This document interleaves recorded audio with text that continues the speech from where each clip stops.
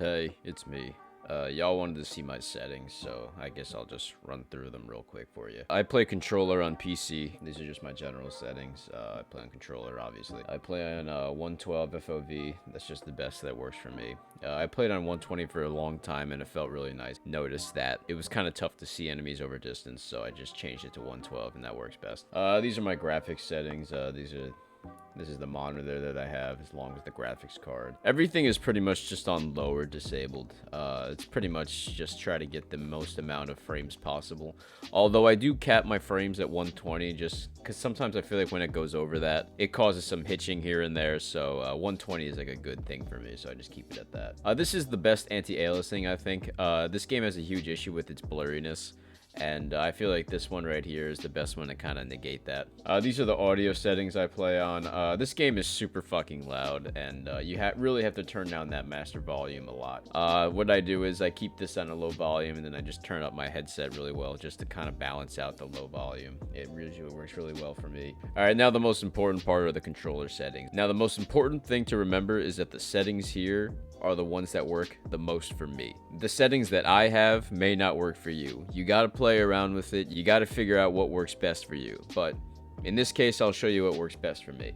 I play on tactical button layout. I've been playing on tactical for about 13 years now. Honestly, I think the best way you should play, if you're going to be playing on controller, I think the best way is just to keep it on tactical. But I know some people play on default, and once again, don't know how you do it. I commend you. Especially commend you if you play on inverted, because you're just a beast. You're just built different if you play on inverted. So now dead zone kind of depends on the controller that you have. If you have a lot of stick drift, you're going to want to find out about dead zone. The way to find out which dead zone works for you, you put your controller on max sensitivity and linear response curve, and you just play around with it until it stops moving. That's pretty much what you do. I play on 6.6 sensitivity. I feel like this is a really good sensitivity to balance out with close range and also long range engagements. These are the ADS multipliers that I use. It's slow enough to keep me on target when I'm aiming down sight, and fast enough so I can snap between targets. And I like to have a higher ADS multiplier for when I have like sniper scopes or ACOG scopes. Just they have a more field of view, and it's kind of harder to pan over when you have them, so I feel like it's just easier to have a higher multiplier for that. So this is probably the most important thing. What Modern Warfare did this year is add different response curves. So for me, I like to play on linear. Since I play on a relatively lower sensitivity, having linear allows me to have more control over the analog stick, and it allows me to be a little more precise. And that's why you see when I flick onto someone a lot easier, even though I play on a low sensitivity, is because of the linear response curve. It just allows it to be a little more snappier, and it just really works for my play style. I use controller vibration mainly because I've gotten so used to it that it just feels off if I don't have it. Standard aim assist, you can play around the aim assist if you want to, but I feel like anything other than standard doesn't really work for me. Yeah, I play on the standard ADS plus melee for mounting.